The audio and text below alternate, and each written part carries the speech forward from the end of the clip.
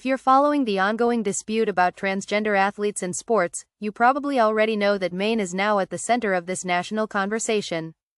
But here's the twist: the state's refusal to comply with federal rules is causing some serious repercussions.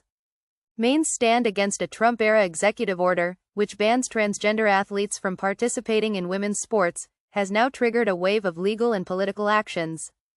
The U.S. Department of Health and Human Services, HHS, has referred the state's noncompliance to the Justice Department.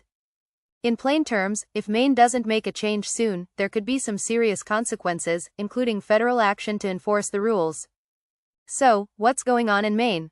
Well, local school officials have defended their stance, claiming that the refusal to bar transgender athletes from competing in women's and girls' sports aligns with their own policies.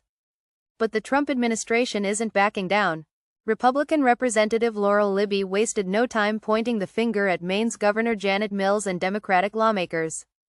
According to Libby, their refusal to follow the law is putting the state in hot water. But it's not just about politics, this has sparked a legal debate too. Senator Susan Collins of Maine called the situation a clear contradiction to the spirit of Title IX, which mandates gender equality in educational programs, including sports. Collins argues that allowing biological males to compete against biological females goes against the very intent of these protections. It's hard to ignore her point, right? Now, here's where things get really serious. The U.S. Department of Education has sent a letter to the Maine Department of Education, warning that the state has until April 11th to get in line or risk further legal consequences. That's just around the corner, time's ticking. It's safe to say that Maine is at a crossroads, and the clock is ticking down fast. On a completely different note, let's take a breather. You may have heard about the Philadelphia Eagles making their way to the White House after their Super Bowl victory. Eagles owner Jeffrey Lurie made sure to point out that their visit was all about tradition, not politics. It's nice to see some good news amid all this drama. Back to the sports world though, there's more controversy brewing in the NFL.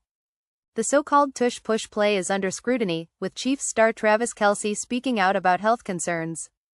For now, it looks like the play will remain legal, but who knows what the future holds. Meanwhile, college basketball is heating up. Cincinnati scored a big win over DePaul, and UCF pulled away from Oregon State. The stage is set for a showdown between the Bearcats and Knights.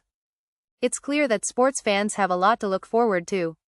And for a lighter note, if you're into TikTok, you might want to check out the viral sensation LeBron James. In an exclusive interview, Fox Sports uncovered how Vincent Jordan turned this catchy tune into a social media hit. So, what's next for Maine? Will they comply with Title IX before the April 11th deadline? Only time will tell. But one thing's for sure, this debate is far from over. Stay tuned, folks.